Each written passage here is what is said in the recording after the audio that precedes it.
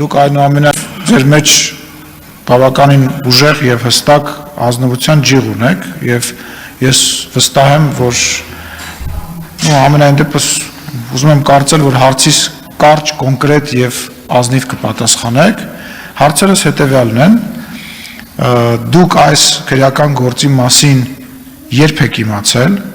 այսինքն այս գործընթացը այս քրեական գործը, որի հետ կապված հիմա դատախազը ստեղ է գտնվում եւ դիմել է ազգային ժողովի, երբ եք այս թեմայի այս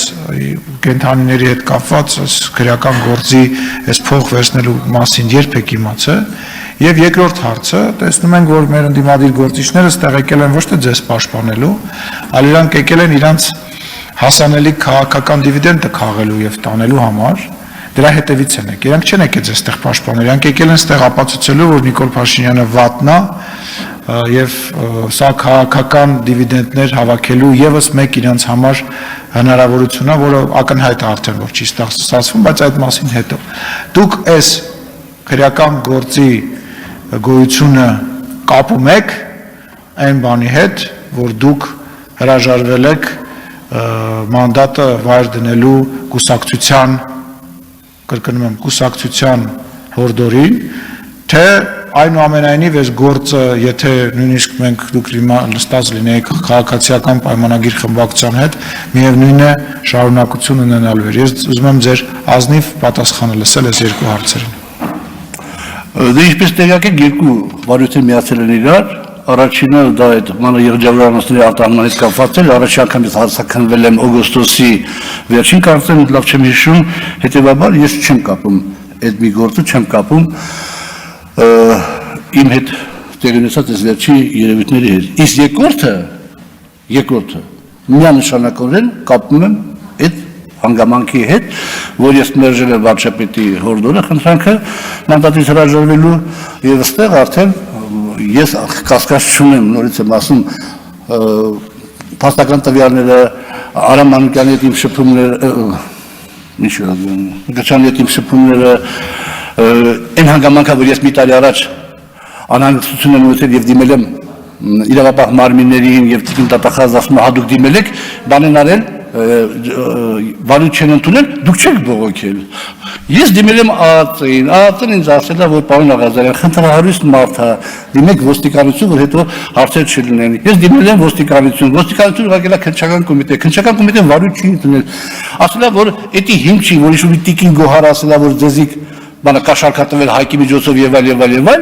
եւ մենք վարույթ ընդունենք, այդ հիմնավորումն է, ես ինչ բողոքարկեմ, ես ինչ բողոքարկելու բան ունեմ։ Ես ասացի, որ առաջին դեպքում, այո, ես չեմ համարում, որ կապ ունի, իսկ երկրորդ դրվագը, այո, ես գտնում, որ կապ ունի իմ նկատմամբ քաղաքական ճնշումների հետ։ $23,000 ենթադրյալ կաշառքի։ Ես հարցը կրկնեմ, պարոն Աղազարյան, հարցը հետևյալն է, երբ եք իմացել այս գործի գոյության մասին, եւ երկրորդը, դուք գտնում եք արդյոք, որ անկախ նրանից, թե ձեր քաղաքական դիրքորոշումը որը կլիներ, հաշվի առնելով նախկինում տեղի ունեցած փորձը, հաշվի առնելով բազմաթիվ քաղաքացիական պայմանագիր կուսակցության կողմից թե նշանակված պաշտոնյաների, թե կուսակցականների հետ կապված քրեական գործերը, որոնք որ իրականացվել են անկախ նրանից, թե դրանք ում թիմի անդամ են եղել, ում կողմից են մոտ եղել, ում են բարեկամ եղել, եւ ով ինչ հնարավորություններ ա ունեցել, դուք որպես մարդ, որը որ կուսակցության վարչության անդամ եք եղել, կուսակցության ցուցակում եք արդեն երրորդ անգամ է, դուք համարում եք, որ եթե դուք քաղաքացիական պայմանագիր խմբակցությունից չհեռացվեիք, այս գործը չէր գալու ազգային ժողով, այս գործը երկու մասով չէ, գոնե մեկ մասով, որը որ դուք նոր ընդունեցիք, լինելու էր սենց բան, թե չէր լինելու, սա է իմ հարցը։ Ես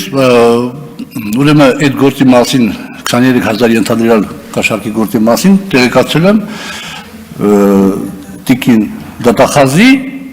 միջնորդությունից հետո այդ ժամանակ եմ իմացել, որովհետև ես ոչ կարծել են հարցաքննության, ոչ բան ես չեմ իմացել։ Ես ասում եմ, որ ես դրա մասին իմացել եմ այդ ժամանակ եւ այո, ես դա կապում եմ իմ նկատմամբ քաղաքական ճնշման հետ, պարոն Սիմոնյան, չեմ պատասխանում ձեր հարցին։ Մյուս գործը չէ, մյուս գործը չեմ կապում։ Եթե դուք լինեիք ԿՊ-ի անդամ, այո, եթե չհրասվեի կուսակցությունից եւ եթե հետապնդումը չէր, այս շարունակություն չէր ունեն, այո, շնորհակալություն, պարոն Ռուբինյան։